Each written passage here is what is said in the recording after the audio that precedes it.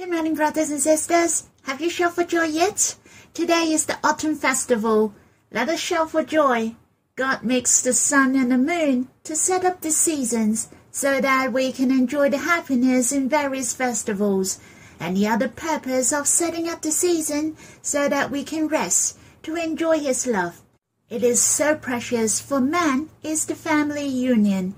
Hence we shall shout for joy, for God is the one who is full of compassion. Not only we can feel the love from Abba and the Lord, but the love are full of compassion. It reminds me, the Lord revealed Himself to the disciples one night at the Sea of Tiberias. The disciples didn't get any fish, but the Lord said to them, and they got the fish. The Lord had prepared for them the bread, fishes, and the fire. When they were in hunger and cold, the Lord prepared what they need at the shore. The Lord appeared to them. It was the appearing of love. Not that He wanted to show His power, but told the disciples that the risen Lord knew their needs well and cared for them very much. The Lord didn't blame their weakness or why did they lose their faith. Instead, He did another sign in front of them. The Lord hasn't changed. He could do the sign on earth. He didn't leave them after His resurrection. He stayed beside His disciples all along, and He was the powerful Lord who can support them, provide their needs, and cared for them. The Lord is so gentle and warm as before. I'd like to sing a hymn with you in Songs of Love 19, At the Sea of Tiberias. At the Sea of Tiberias, the risen Lord appeared to me. He prepared a barbecue on the shore with fish and bread and His tender love. Oh Lord, you know that I love you, though I have failures and weakness. May you strengthen me by the Spirit to follow and love you to the end. I felt so warm in my heart while singing the song. I thought of I had gone through many lonely nights with the Lord. Sometime I was in a park, many sleepless nights. I prayed and drew near Him. Many a time His appearing to me in my heart, He strengthened and encouraged me. The Lord is really gentle. He knows my needs. I remember one year I lived in Saikung. I couldn't sleep, for I was thinking, what should I do in the days ahead? But the Lord moved me and led me how to serve Him in the coming days. How wonderful! The Lord quoted to me the words on that night later on, so that I knew I should go to serve Him and glorify Him in East Kowloon district. The Lord is real, and we can experience Him. I believe you all have many personal experience with the Lord.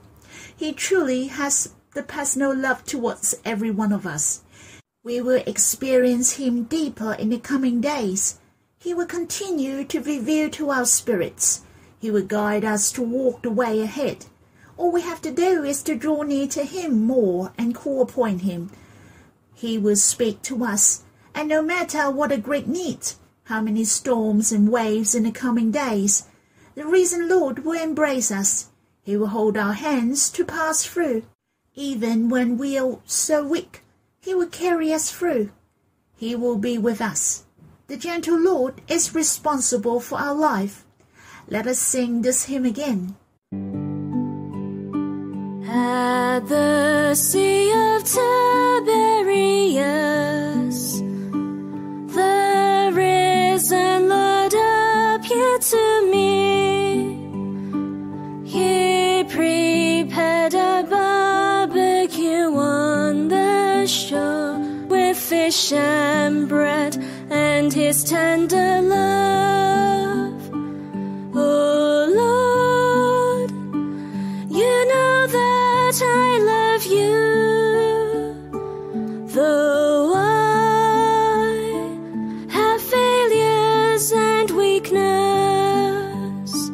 May you strengthen me by the Spirit to follow and love you to the end. I would like to worship with you after singing this hymn. You can also quiet yourself in response to the Lord.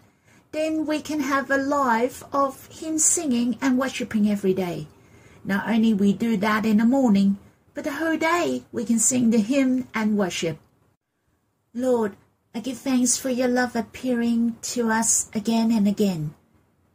You have encouraged us and let us know that you will not leave us, but caring for us. How precious! You are the reason, Lord, and you are almighty. You have overcome the devil. O Lord, may you help us not to fear and worry, free of worry for our future, for you will lead us to be more glorious, and one day we'll be caught up to meet you in the clouds.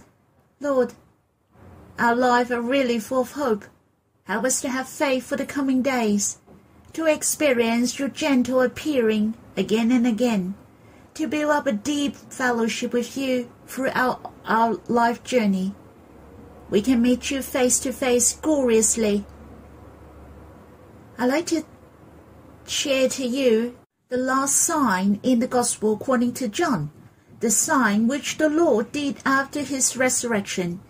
Some commentators thought there are 7 signs in the Gospel according to John. They are the signs before the Lord's crucifixion, and there are really 7 signs in the Gospel according to John.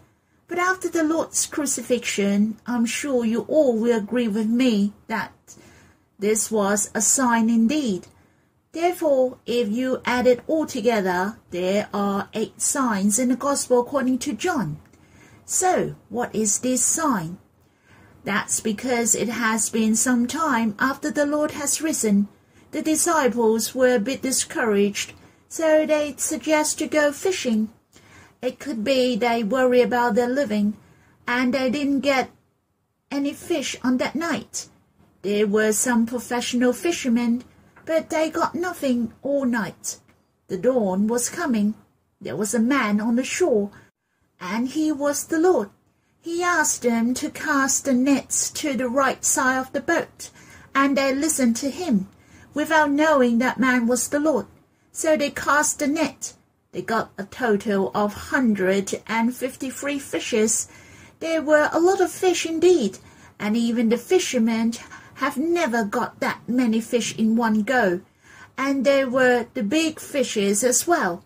But the net was not torn for such a good catch. In fact, some disciples have experienced a similar sign of catching fish once.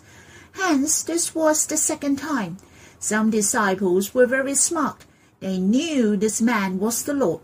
After this sign happened, there were many wonderful things happen in Galilee, and it was so touching. So let us read some verses of this sign, and it was recorded in the Gospel according to John, chapter 21, verse 1 to 14. And I hope you can finish the whole chapter, for there are many things initiated by this sign are so worthy for us to meditate and enjoy. And it said, after this, Jesus revealed himself again to the disciples by the Sea of Tiberias, and he revealed himself in this way.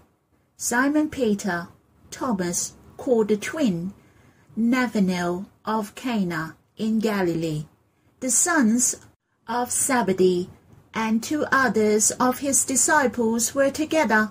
Simon Peter said to them, I'm going fishing. They said to him, We will go with you. They went out and got into the boat. But that night they caught nothing. Just as day was breaking, Jesus stood on the shore. Yet the disciples did not know that it was Jesus. Jesus said to them, "Children, do you have any fish?" They answered him, "No." He said to them, "Cast the net on the right side of the boat, and you will find some." So they cast it, and now they were not able to hold it in because of the quantity of fish. That disciples whom Jesus loved therefore said to Peter, "It is the Lord." When Simon Peter heard that it was the Lord, he put on his outer garment, for he was stripped for work, and threw himself into the sea. The other disciples came in the boat, dragging the nets full of fish, for they were not far from the land, but about 100 yards off. When they got out on land, they saw a charcoal fire in place, with fish laid out on it, and bread. Jesus said to them, "Bring some of the fish that you have just caught." So Simon Peter went aboard and hauled the net ashore, full of large fish, 153 of them. And although there were so many, the net was not torn. Jesus said to them, "Come and have breakfast." Now none of the disciples dare ask him, "Who are you?"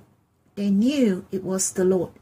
Jesus came and took the bread and gave it to them, and so with the fish. This was now the third time that Jesus was revealed to the disciples after he was raised from the dead. John, in his old age, wrote the Gospel according to John. It was an unforgettable night that he had experienced. There were about 10 times recorded the appearing of the Lord, and John didn't choose all of them. I believe it was so meaningful for John to choose this appearing of the Lord. After reading this verse, there is one area which moved my heart while reading. In verse 5, Jesus said to them, "Children, do you have any fish?" I believe the Lord knew well that they have nothing to eat. Otherwise he wouldn't prepare the charcoal fire, the bread and the fish, and it was ready to be served them for breakfast. I felt it was so warm, so encouraging. At first they went fishing. It could be they have difficulties in their living, and they were confused about their future. What should they do? Seemed they didn't know what to do. If this was not the will of the Lord, all were in vain. It didn't work at all. The first word of the Lord said to them was not blaming them at all. "What are you doing here? Why do you go fishing?" He didn't say that at all. Instead, he cared for their needs physically. I was so touched. The Lord didn't just care about my physical needs, but he knows well my difficulties in life as well. I remember when I was serving full-time in church initially, my life was not easy, but the Lord is so abundant. His providence is on time and sufficient. I really experienced the risen Lord who cares about my life, my family. I don't have to worry, for I have the risen Lord with me. I can be so carefree, for I can commit all my worries to him. He is responsible for my life till the end. Finally, I'd like to share verse 13. Jesus came and took the bread and gave it to them. You can see a picture of the Lord took the bread to the disciples to eat. Once again, it touched my heart. The Lord broke the bread and handed it to the disciples. He came to become a man for me by taking the form of a servant, and finally he nailed it for me on the cross. He was broken and shed his blood so that my sin were forgiven. I believe the disciples again took the bread from the Lord's hand. It must be so touching. John himself was also very touched. John, of his old age, still remembered this scene well. He would still write it in detail. The Lord took the bread and gave it to them. I believe me and brothers and sisters can never forget in our life that the love of the Lord who died for us. He really devoted himself to us. He can give his life so that we can go back to Abba, to enjoy Abba's love. He also redeemed us to him by his precious blood. How precious! These 8 signs ended with this picture. He died, but he also risen. He is walking with us every day. How much he wants us to live from morning to night and throughout the whole day. May the Lord bless us, so that we enjoy the love of the risen beloved deeply, to experience and enjoy him every day. May the Lord bless us.